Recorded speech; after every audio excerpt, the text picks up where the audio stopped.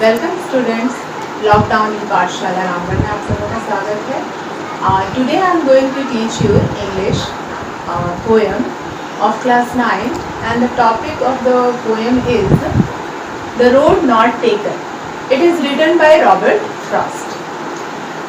इस पोएम में Robert Frost कहना चाहते हैं कि अपने वो एक फीलिंग ऑफ नॉस्टैल्जिया को एक्सप्रेस करना चाहते हैं। That means the theme of the poem is feeling of nostalgia. और इस पोएम के थ्रू वो बताना चाहते हैं एक मूवमेंट को, अपने बीते हुए पल को, कि उनको याद आता है वो पल, और वो बताना चाहते हैं कि किस तरह से उस पल में उनका दुख भी है और खुशी भी है। तो आइए देखते हैं कि आखिर उनका बीता हुआ कौन सा पल था जिसमें कवि ने इस तरह की बातें लिखी या फिर बनाई।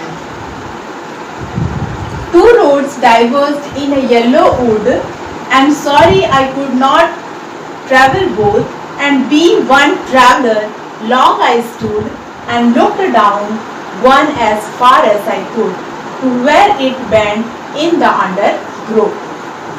ये फर्स्ट स्टेंजा है। This is the first stanza of our poem. और इस पोएम में वो बता रहे हैं शुरू में कि किसी एक जंगल में, यानी कि येलो वुड में, जो कि ओल्ड फॉरेस्ट जिसको कहा जाता है, येलो वुड भी कहा जाता है, तो एक पुराने जंगल में दो रास्ते ब्रांच ऑफ होते हैं, यानी कि बढ़ते हैं। दो अलग अलग रास्ता जो है वो गुजरता है। And sorry I could not travel both. एक जंगल में दो रास्ते हैं और कवि अकेला खड़ा है और वो कहते हैं कि मुझे दुख है कि मैं दोनों रास्ते पर चल नहीं सकता, किसी एक ही रास्ते पर चल सकता हूँ क्योंकि मैं अकेला था। एंड बीइंग वन ट्रैवलर, क्योंकि मैं एक अकेला यात्री था। लॉन्ग आई स्टूड, इसलिए मैंने काफी देर, लॉन्ग यहाँ पे लॉन्ग वर्ड का मीनिंग है ए लॉन्ग टाइम, जिसका मतलब हुआ कि काफी देर, बहुत समय तक। आई स्टूड, मैं खड़ा रहा।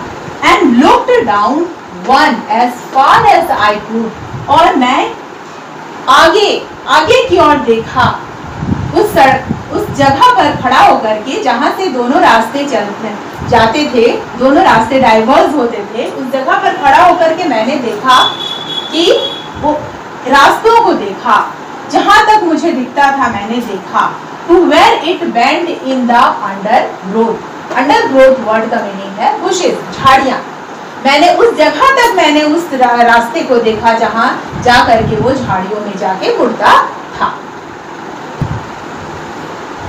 Our second stanza of the poem is, Then took the other just as fair, and having perhaps the better claim, because it was grassy and wanted wear, though as for that the passing there had warned them really about the same.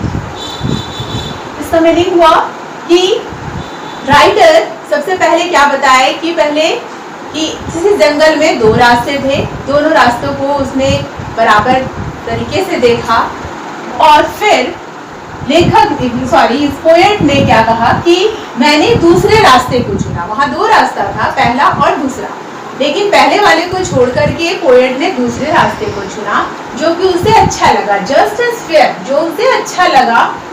And having perhaps the better claim, और शायद वो रास्ता उसे ज्यादा अधिकारपूर्ण लगा, यानी कि उस रास्ते को, उस पर कवि का अधिकार अधिक लगा कि इस रास्ते पे मुझे चलना चाहिए। बिकॉज इट वॉज ग्रासी, क्योंकि वो रास्ता कैसा था, ग्रासी था। ग्रासी यानी जिसमें हरा भरा हो, बहुत सारे पौधे लगे हो, छोटे छोटे पौधे लगे हो, और वो हरा दिखता हो। एंड वांटेड वेयर, और उस वांटेड वेयर का मीनिंग है वॉज नॉट वर्न आउट, यानी कि जिस पर घिसा हुआ ना हो, यानी कि जिस पे कदमों का कोई भी चलने का या फिर कोई भी निशान वगैरह नहीं हो, तो उस तरह का रास्ता था। Though as for that the passing there, हालांकि वहां पे जो भी लोग चले होंगे उन सड़कों पर, had worn them really about the same. About the same का मीनिंग है इक्वली। इसका मीनिंग क्या हो गया, इक्वली, यानी कि बराबर, समान रूप से। तो यहाँ मीनिंग क्या हुआ कि जो भी वहां पे लोग चले होंगे वो बराबर रूप से उन दोनों सड़क पर चले होंगे, बिल्कुल एक बराबर से घिसे होंगे, उस सड़क को चल करके उसको घिसे होंगे बराबर रूप से। Our third stanza is, and both that morning equally lay in leaves, no steps had trodden black. Oh, I kept the first for another day, yet knowing how way leads on to way, I doubted if I should ever come back. ये हमारा third stanza है। Third stanza में कवि आगे बात को बताते हैं कि उस सुबह, जिस सुबह वो जंगल पे एक पुराने जंगल में खड़ा है, वो सुबह का समय है और उस सुबह दोनों ही सड़क, यानी कि जो भी दो सड़क है वहां पर जंगल में, वे दोनों ही सड़क बराबर रूप से पत्तों से ढके हुए थे।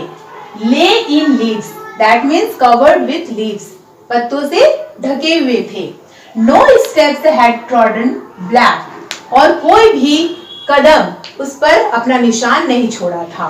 ट्रॉडन ब्लैक का मीन्स है stepped on to crush, that means कोई भी अपने कदमों से, यानी किसी भी इंसान के कदमों से क्रश नहीं किया गया था, यानी कि कुचला नहीं गया था पत्तों को। Oh I kept the first for another day, मैंने क्या किया? ओ मैंने, अपने आ भरते हुए कहते हैं, अफसोस थोड़ा उनको होता है, और वो कहते हैं कि मैंने फर्स्ट वाले रास्ते को मैंने क्या किया? छोड़ दिया किसी दूसरे दिन के लिए। उनके मन में ये विचार है कि कभी और इस रास्ते पर चलूंगा। Yet knowing, हालांकि मैं जानता था, कवि कहते हैं कि हालांकि मैं जानता था, how way leads on to way, हालांकि कवि जानते थे कि एक रास्ता किस तरह से दूसरे रास्ते की ओर ले जाते हैं। I doubted if I should ever come back, मुझे संदेह था कि क्या मैं यहाँ वापस आ पाऊंगा, या क्या मैं इस रास्ते पर चलने के लिए दोबारा वापस आ पाऊंगा। इस चीज का उन्हें हमेशा उस समय उनको संदेह था। तो इसके बाद our fourth stanza of the poem is, I shall be telling this with a sigh, somewhere ages and ages hence, two roads diverged in a wood, and I took the one less traveled by, and that has made all the difference. इस last stanza में poet ने कहा है कि बहुत ही युगों बाद मैं कहूंगा, क्या कह रहा हूँगा कि दुख के साथ, जो भी है उसके अंदर एक दुख है और वो दुख के साथ वो कह रहा है, बहुत युगों बाद वो कह रहा है कि two roads diverged in